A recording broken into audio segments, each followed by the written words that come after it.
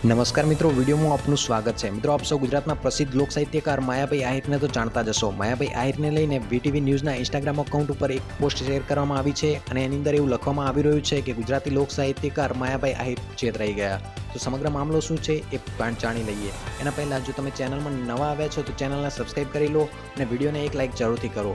તો મિત્રો, ચંદ્રયાન 3ના સફળ લેન્ડિંગ બાદ ચંદ્ર ઉપર જમીન ખરીદવાનો ટ્રેન્ડ દિવસે ને દિવસે વધી રહ્યો હતો અને તેવામાં માયાભાઈ આહિરે પણ આ જોઈને ચંદ્ર ઉપર પ્લોટ ખરીદ્યો હતો અને તેની માહિતી ઇન્સ્ટાગ્રામ એકાઉન્ટ ઉપર શેર કરી હતી। પરંતુ મિત્રો, અત્યારે માયાભાઈ આહિર છેતરાઈ ગયા હોય તેવું લાગી રહ્યું છે, કારણ કે મિત્રો, જે આ સર્ટિફિકેટ તેમને આપવામાં આવ્યું તે કોઈ ઓરિજિનલ દસ્તાવેજ નહીં, પરંતુ એક કાગળનો ટુકડો છે। જ્યાં મિત્રો અત્યારે ચંદ્ર ઉપર કોઈ દેશની માલિકી નથી, માત્ર ને માત્ર અમુક કેટલીક સંસ્થાઓ છે જેમ આવી રીતે લખાણ કરીને મિત્રો આપે છે। તે કોઈ ઓરિજિનલ દસ્તાવેજ નથી હોતો, પરંતુ મિત્રો આ ખાલી લખાણ છે। તો મિત્રો, આવી રીતે ઘણા બધા સ્ટાર છે ચંદ્ર ઉપર જમીન ખરીદીને ટ્રેન્ડમાં આવતા હોય છે અને ચર્ચાનો વિષય બનતા હોય છે। તો મિત્રો, આ ખાલી એક દેખાદેખી અને ભપકો છે, કોઈ રિયલમાં જમીન ત્યાં આપતું નથી। તો મિત્રો, આ જે ચંદ્ર ઉપર જમીન ખરીદવાનો મામલો છે તેના વિશે તમારું શું કહેવું છે તો કોમેન્ટ કરીને જરૂરથી જણાવજો। અને વિડીયો પસંદ આવે તો વિડીયોને લાઇક કરજો, શેર કરજો અને ચેનલને સબસ્ક્રાઈબ કરજો। ધન્યવાદ।